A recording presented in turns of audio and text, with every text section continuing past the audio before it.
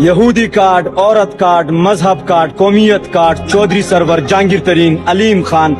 فیض حمید، فرح گوگی، ریحام خان، شاہد آفریدی، طیبہ گل، عائشہ گلالہ، مصطفیٰ کمال، گلوکار جواد احمد، ملک ریاض، مفتی سعید، خاور مانیکا، فیاض الحسن چوہان، محسن داوڑ، اقرار الحسن، Mahmood Khan, Pervez Khattak, press conferences, جبری پریس کانفرنسز، توشہ خانہ، آڈیو لیک، ویڈیو لیک، کال لیک، ممنوعہ فنڈنگ، 14 پارٹیاں، عدم اعتماد، سینکڑوں کیسز، سینکڑوں FIRs، قاتلانہ حملے، گھر پر حملے، ذاتی حملے، نکاح پر حملے، درجنوں گرفتاریاں، سیاسی گرفتاریاں، خاندانی گرفتاریاں، military courts, kangaroo courts, fire wall, ملاقاتوں پر پابندی، سوشل میڈیا پر پابندی، الیکٹرانک میڈیا پر پابندی، پرنٹ میڈیا پر پابندی، نام پر پابندی، الیکشن چھیننا، بلہ چھیننا، مینڈیٹ پر قبضہ، 25 مئی، 9 مئی، 26 نومبر، قتل عام، اغوا گردی، لاٹھی گردی، گولی گردی، پولیس گردی، انڈا گردی، غنڈہ گردی، امریکی دھمکیاں، پانسی کی دھمکیاں، درجنوں ایکٹس، درجنوں ترامیم، آئین میں تبدیلیاں، قانون میں تبدیلیاں، 26ویں آئینی ترمیم، 27ویں آئینی ترمیم اور 90% میڈیا کے نام نہاد صحافیوں کے تجربے ملا کر سب خاک میں۔